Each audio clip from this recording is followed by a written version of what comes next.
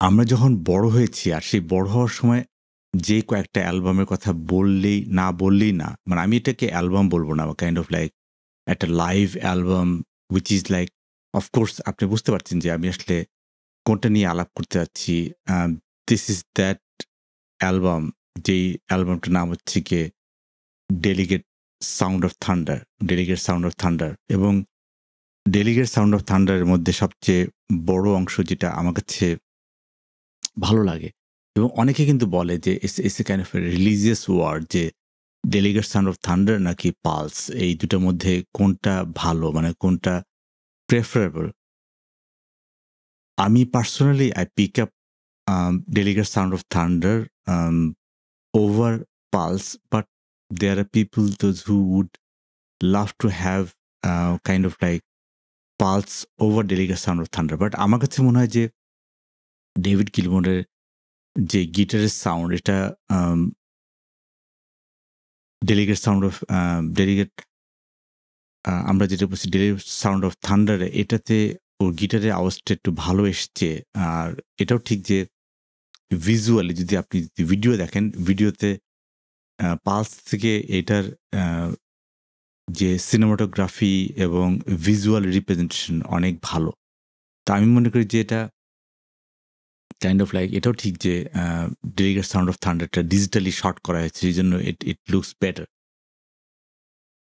But um এটাও ঠিক যে এখানে আম যেটা যেটা হচ্ছে গিয়ে পালসের মধ্যে যে জিনিসটা হচ্ছে গিয়ে আমরা দেখতেছি যে পালসে তার প্রপার প্রপার যে রিপ্রেজেন্টেশনটা সেটার মধ্যে কিন্তু আমার কাছে মনে হচ্ছে যে পালসেরটা হচ্ছে গিয়ে আসলে পালস না।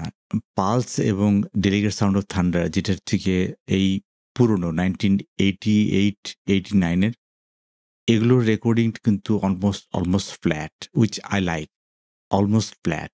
আর আমি যদি ডেলিগেট সাউন্ড অফ থান্ডার যেটা 2019 এ যেটা এসছে সেই 2019 এ কিন্তু অনেকগুলো কারেকশন এসছে। তার মধ্যে পেছনের সাউন্ড, তারপর হচ্ছে গিয়ে ক্রাউড নয়েজ এবং এর পাশাপাশি যে হুইসল এবং আ বিভিন্ন শব্দ সেটা কিন্তু 2019 এ ইট ওয়াজ কারেক্টেড প্রপারলি। বাট আমার কাছে যেটা মনে হয় যে আম এটাও ঠিক যে 2019 এর মধ্যে মোমেন্টারি ল্যাপস ওখান থেকে কিন্তু বেশ কয়েকটা আ নেওয়া হয়েছে। টার্মিনাল ফ্রস্ট, নিউ মেশিন 1, 2 এগুলো এসছে। তবে একটা ঠিক যে আমি যেহেতু এই সব অ্যালবাম স্পেকট্রোগ্রামে ফেললেই আমরা বুঝতে পারি যে অ্যাকচুয়ালি 2019 2019 এর মধ্যে কিন্তু আমরা দেখছি যে এটার মধ্যে ট্রেবলটা একটু হাই আর হচ্ছে গিয়ে বেইসটা একটু high.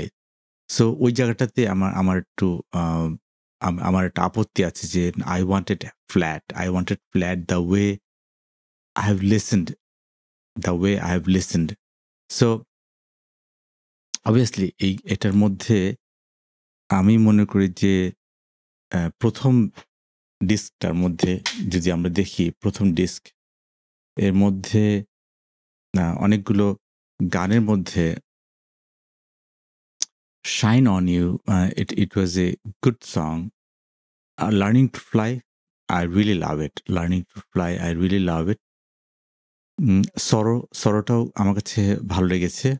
R 'On the Turning Away' beautiful song, beautiful song.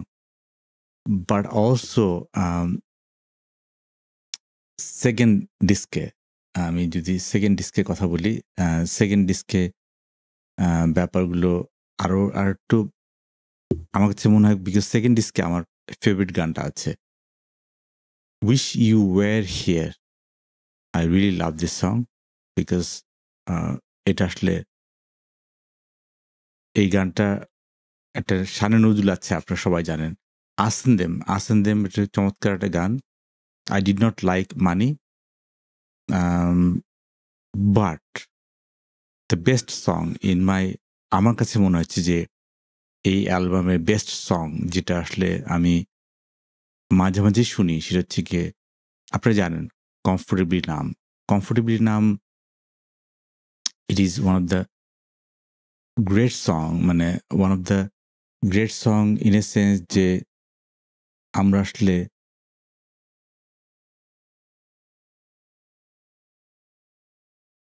Exactly. So আমরা আসলে কমফোর্টেবল নামটা এটাকে কখনোই আমরা ভুলতে পারি না, বিকজ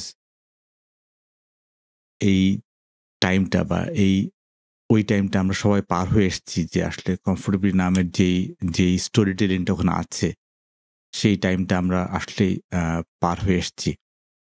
আরেকটা জিনিস হচ্ছে গিয়ে অফকোর্স আমরা শুনি, সবকিছু শুনি, কিন্তু এটা ঠিক যে এগুলো these are kind of like timeless for us, like আমাদের জন্য এটা কাইন্ড অফ টাইমলেস। এবং তবে আমি অনেক সময় আমার পুরনো অ্যালবাম খুঁজি যে কোন অ্যালবামটা আমার পছন্দ। সো আমি আজকে আমার আরেকটা অ্যালবাম আমার খুব পছন্দ, সেটা হচ্ছে গিয়ে you know what this album is. So it's a good album. এবং আমার কাছে মনে হয় যে আমরা যখন গান শুনি, আমাদের যে বয়সে আমরা যে বয়সটা পার হয়ে এসেছি, সেই গান শোনার মধ্যে আমরা এখন প্রচুর ভ্যারাইটি চাই। মানে আই ডোন্ট ওয়ান্ট টু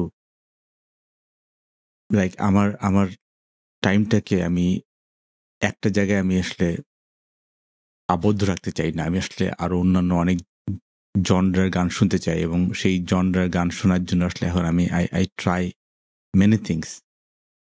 এবং সেই মেনি থিংস এর মধ্যে আমি আসলে যে কোনো গানের মধ্যে স্টোরি টেলিংটা একটা বড় পার্ট, পাশাপাশি হচ্ছে গিয়ে the way it was represented, এটাও আমি আসলে দেখতে চাই।